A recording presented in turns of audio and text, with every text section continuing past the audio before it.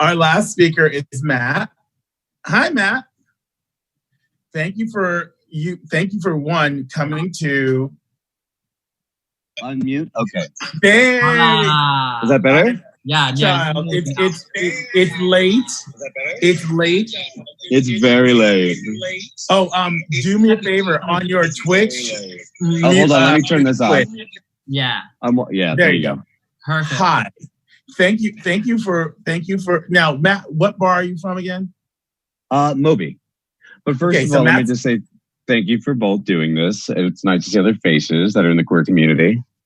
You both look wonderful. Thank you. Thank you. And this is great, everybody. And this is our last speaker, but this was a bar that we didn't organize to speak to tonight, but came and watched and looked and wanted to have a public say. So Matt, go ahead. I mean, well, first of all, I want to apologize that I'm late because I think my owner thought it was tomorrow. He's a little older, and he messaged me about the whole thing yesterday, and I was planning on being it tomorrow. So I am joining. I joined at like 8, I think, which was super late for it all. But thank you for having me. Great. Hi, Militia. Hi. So what we did, you saw how we talked to all the different bars, and actually, yeah, absolutely. We didn't have you guys down as a bar to speak to, but maybe in the magic of Militia, I don't know if I can find any. Okay. You want me to just go over the thing like every bar? Yeah, absolutely. I'm here for feedback. Okay, so I am just going to give you a quick rundown of the data that we collected, and then tell you where you fell in it, and then ask you a couple questions, yeah? Absolutely. Here we go. Let me grab. Okay, so our study, I can't give you the whole rundown, but I can give you your rating. Your rating for inclusivity was at Moby. Where am I at? Hold on, I'll find it. That's the only inclusivity one. Moby. Yep, you do. Look on the main sheet. I think we're at 2. It looks like. Yeah, 2.3 for a safety rating out of 4, and then there it goes, 2.0 for inclusivity rating. So that puts you at number 15 of 27, and number 8, 9, 10, 11, 12 of 27. All right, so kind of right there, middle-ish, you know? So basically the respondents of the survey said that they felt most of nightlife spaces prioritized and centered cis white gay men over other patrons. They also said that women and femmes, Black and Indigenous folks, and trans and non-binary folks did not feel safe or included in most nightlife spaces, and that those groups of people also felt that there was a lack of representation in staffing and management on stage. They also said that there was a nightlife spaces struggled to manage the culture of touching without consent. Instances of sexual harassment or assault or inappropriate touching and groping came up over 30 times overall. This is not just specific to Moby Dick. And then they also said that the survey showed that a substance-heavy environment and lack of options in programming for sober patrons or patrons in recovery made patrons feel unsafe or excluded who were dealing with those sober scenarios. Okay, so absolutely. I did read, I think, like a quick run through of it, and it looked like there was like one instance of. Let me address the touching thing because I think we have a pretty safe environment as far as that part goes. It was like a one-time offense or something that was listed, but not to say that that's dismissible because obviously the goal is like -20 on that. You know, we don't want anybody to feel unsafe or touched inappropriately ever. Right. Go ahead. No. Go ahead. Great. So then I'm going to go in with the questions that we asked every bar. So with all that information in mind, the first question is, does your bar currently produce any specifically Black-centered regular events? Or if not, due to COVID, did you at the beginning of the year? I wouldn't classify, I don't think, any of our events as Black-centered, but we have a lot of Black hosts that hire a lot of Black performers. And we're also the very first Castro bar to host a regular Kings event, Drag Kings event. And they were very explicit on telling me that. I had no idea when we hired them that was like a thing that was like being ignored for so long. But the Drag Kings of Oakland were so very happy to have a home at our bar, and we almost made it a year. If it would have been for COVID, we would have celebrated that year every fourth Thursday. I mean, you threw an event at my bar, and also Vanilla, which, I mean, you guys both featured a lot of Black performers. Grace featured a lot of Black performers. I wouldn't say it was exclusive or inclusive of any specific gender or race, but they were very inclusive overall, I think, as far as what we were able to produce. Yeah, those programmings in particular, the Vanilla, mine, and them, were pretty POC heavy. We weren't Black centered. I did have a couple of shows every now and again that were specifically only for Black people, the Juneteenth ones, things like that. I think Grace did a POC only almost all like every once a month. Yeah. Right. We're more talking about like a regularly scheduled event, like this night every 2 weeks is the Black music night, or, you know, that sort of thing. Well, you guys have been good on programming in terms of inclusivity of performers, but we're more asking about specific Black centered or POC centered programming, if that makes sense. No, it absolutely makes sense. It's never really been a large focus to have. I mean, I think Swagger like hosted Dick at Night for us at one point, but like it's never been like a specific focus to have just an audience of militant, like a large Black audience. It's never been like a specific focus. However, it's been like pretty broad on the spectrum of POC that we've ever had an event. I think actually since I've worked or like been a part of the bar in the last 5 years, it's like largely like Latino, Latinx, trans, and Black. Right. Okay, so I'm going to keep going down the list.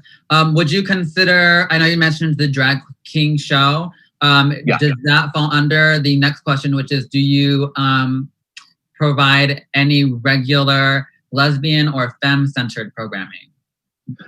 Well, absolutely that. Absolutely the Drag Kings of Oakland, which, I mean, Holden's, I think, a part of that, or one of the regular performers, or has been one of the go-go's. We've had a lot of trans or drag king go-go's that performed for us at those sort of events, but also I think we have a regular pool club of lesbian women that come for the pool nights that are like kind of free or cheap or whatever on Tuesdays, that like bring their own crew. I think, which is what some of the pull was, to even have a lesbian night, so that way they would be a perpetual crowd. Got you. Okay, so there was an effort to make more lesbian-centered nights or like events that are nature. Especially after the Lexington closed. I think we were like the closest next thing down the street that would pull. Especially I think the pool table brings a large crowd with that. Cute. All right. The next question: is there any trans-centered programming that uplifts the art of trans people or shows them, or you know what I mean, like looks to bring in that crowd as well as everyone, but centers trans people and celebrates the trans experience? I won't say that we've like definitely had one that was focused on it, like but we have had, like I said, trans go-go's like in the windows, like just without even thinking that was an important feature. It was just something that like happened. Also, I think that we've had like a lot of trans performers over the last 5 or 6 years without a heavy focus on it, because it's kind of hard to see. I mean, Bianca, who was just on a couple of minutes ago, is one of our regulars who's been performing there for years. But it's not like ever been a specific intentional focus. It's just something that shows up in a lot of our shows, and there's obviously no bias on that. Right. I did have one correction to make. It's brought to the attention that Holden, when we were talking about the femme or female-centered programming, Holden is masculine identified. So. Oh, okay. I'm so sorry. Yeah. Right. So we just wanted to clear that up, make that sure that we were identifying everyone properly. Yeah. On from that, you are the only manager, so these next questions don't really. The answer. It's a tiny bar. That's a tiny bar, but the next questions were: are there Black people in positions of management? POC. There we are. We got one. Trans people. Well, yeah, in management, absolutely. But like also, I think accidentally I've hired only PO. And someone pointed out to me, I think it was actually Marco or something. Someone pointed out to me every person I'd hired since I'd been there had been either Asian or POC or Mexican or something. I was unaware of it. Again, it was just like whoever needed a job that was looking. Right. Okay, so we're going to move on to the next question. This one is in terms of these sober patrons, to help them feel more included and safe. Is there a mocktail type of non-alcoholic menu that you guys provide? And if not, is that something that you are willing to develop? Well, first of all, absolutely not. I'm just kidding. No, we've never actually even printed our own menus out, I don't think. And it's something that I think would be a good focus to invite people into, to have a mocktail when they come to the bar, because it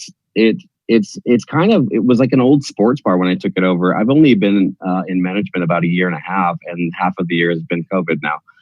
But prior, we were working on like putting out a little menu for people, but honestly, there was no mocktail options. And I did notice like the Stud and Virgil had that, and I was kind of like leaning toward making an ability to have such a thing. And it's like it's a brilliant idea. And obviously, you would feel immediately more welcomed if you were a sober patron, especially since we're across from a sober recovery center. Right. Great. The next question in terms of sobriety or drugs and alcohol is, does Moby's trained staff in Narcan administration? And if not, is that something that they are willing to look into? We're absolutely willing to look into it. And we have not trained the staff in that. So it's something that, I had seen the posters of the Stud in the back, and I myself had trained for it through because I throw other events, but it's something that should be brought to the entire bar's staff attention. Nice. All right. So with that, we're going to go on to the next question, which is on the topic of consent, assault, harassment. Do you have a strict consent, anti-harassment, anti-assault policy? And if so, is it posted and is it enforced? I know that there was an instance that you mentioned where something like that did happen. Is there as an addendum to the question, is there what is the policy or the plan of action in those cases? Well, I can say you technically still are on staff, and you know that we didn't post anything. But I would immediately be able to once we reopen. I think that's important to have some visibility. But it's all kind of word of mouth, I think, in the way that things were discussed. It should have been, but however, it was never like clearly laminated and posted in the bag. Okay. I do want to know that though. Correct that one point. I'm not actually on staff. I've not been in contact with any of the management or the owners. I know that they have sent out some things about unemployment, all that stuff. I am not a part of that. They don't have my number. They don't talk to me. I don't get paid from them. And when I did like one-off nights here and there for DJing. I think I actually took most of the time I have worked there. If you count a 2-year process, I had like a year off or 6 months or something like that. So I'm not actually on staff. But just to clarify that moment so we don't feel like there's like a conflict of interest in that moment. Oh yeah, no, I'm not trying to conflict anything. I'm just, as far as I knew, you were like added back on right before the whole thing happened. But if it's not to your understanding, then it's not. Yeah. So with that, we're going to go into we have a couple questions that have come in. Let me find that first one. All right, this first one, Afrika, feel free to chime in whenever you want. I'm going to go on to the question about Go ahead.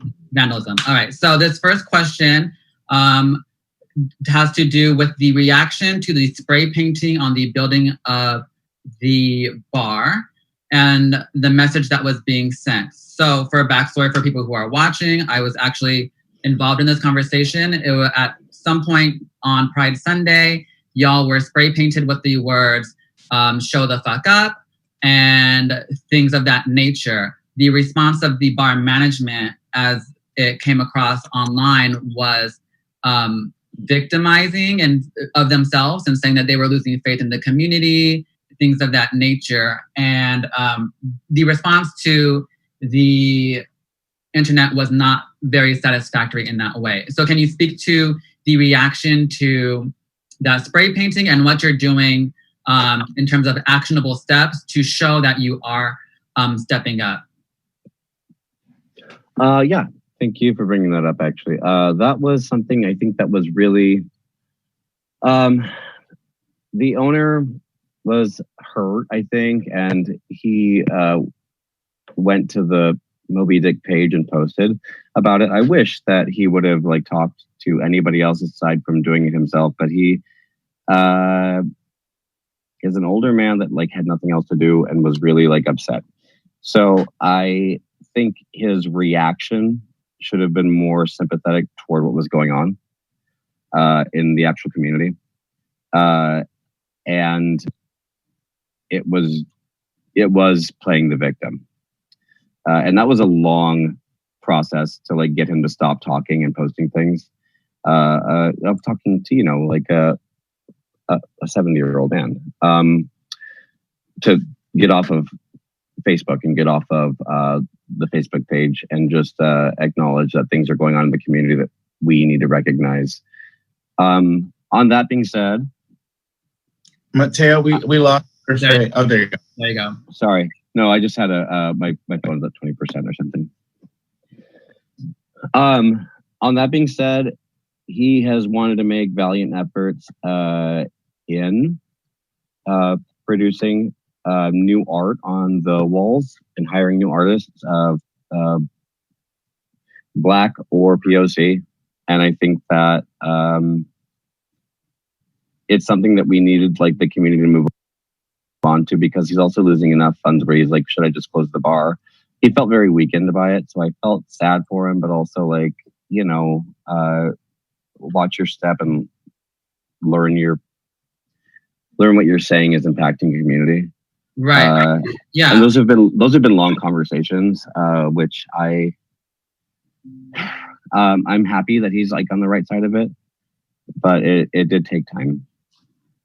Yeah, I do want to push back. It feels like we keep on bringing up the age of the bar owner, that is not necessarily an excuse for what the reaction was and the way he behaved in that moment.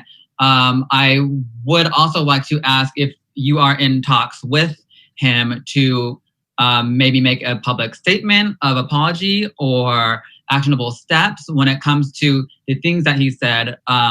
For instance, saying that people's experiences were lies or that they were just bashing them.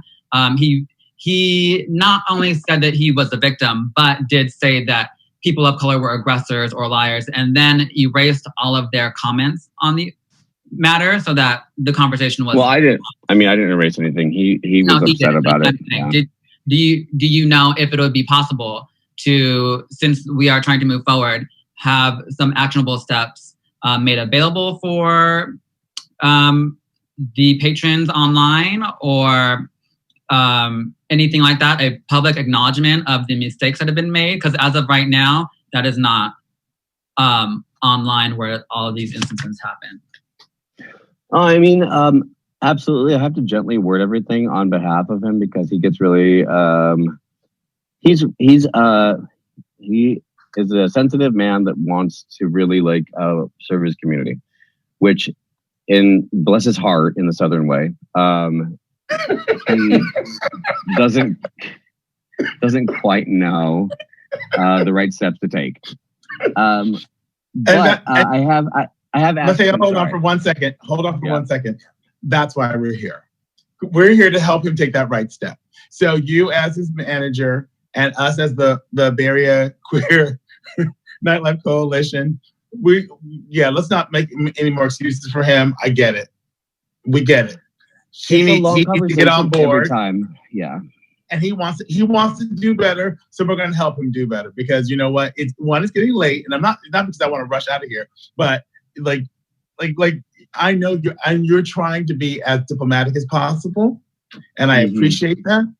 And Militia already asked you the question, not once, not twice, but 3 times, and I know he's a man who's set in his ways in his 70s. Got it. But I have to talk to him for hours on the end, honey, and it is something that to get a solid statement I can put out from the bar is, it's climbing fucking fences. But he means well. He's just stubborn and old, and I try. I got you. So here's my question for you, because you know what, we are truly way over our time that we said we were going to be. I know. I appreciate.